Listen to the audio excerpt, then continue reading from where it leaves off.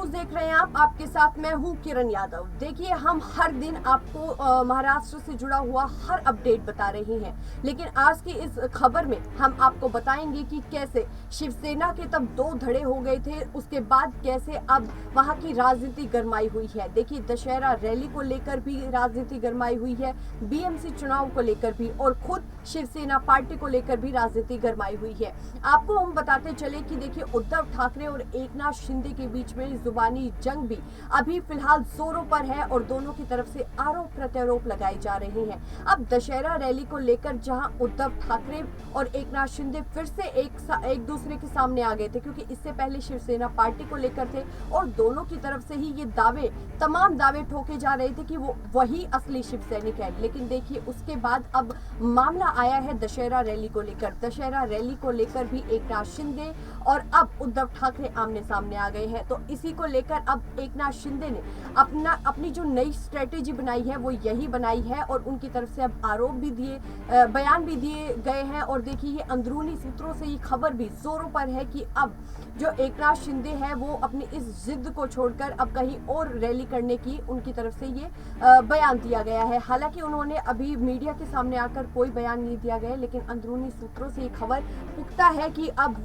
वो यानी कि एकनाथ शिंदे अब बीकेसी पार्क में ही अपनी अगली जो रैली है यानी कि दशहरा रैली है वो करने वाले हैं। क्योंकि देखिए, उनका ये मानना है कि उद्धव ठाकरे अब अगर वो एकनाथ शिंदे इस चीज़ को लेकर अड़े रहेंगे और अगर एकनाथ शिंदे को इस चीज़ के लिए मंजूरी मिल जाएगी तो उद्धव ठाकरे यहाँ पर अपना इमोशनल कार्ड खेलते हुए नजर आएंगे। तो देखिए, ऐसे में अब उद्धव ठाकरे जो है वो शिवाजी पार्क में अपनी दशहरा रैली करेंगे, लेकिन अब एकनाथ शिंदे ने अपनी ये जिद छोड़ दी थी। अब ऐसे में खबर क्या आ रही है, क्योंकि देखिए, उद्धव ठाकरे के जितने भी तमाम विधायक हैं और जितने भी 50 विधायक एकनाथ शिंदे के साथ जो बागी तेवर दिखाकर उद्धव ठाकरे को गए थे, उन दोनों के बीच में पिछले कई दिनों से जो गहमा गहमी है वो देखने को मिल रही है। लगातार टकराव की स्थिति बनी हुई है, हाथापाई की जा रही है, बयानबाजियां दी जा रही है। तो उसके बाद अब भारतीय जनता पार्टी की मुश्किलें बढ़ती हुई नजर आ रही है, क्योंकि भारतीय जनता पार्टी की तरफ से तमाम जितने भी विधायक हैं उनकी तरफ से यही कहा जा रहा है कि इन दोनों की आपस की लड़ाई के बाद ही,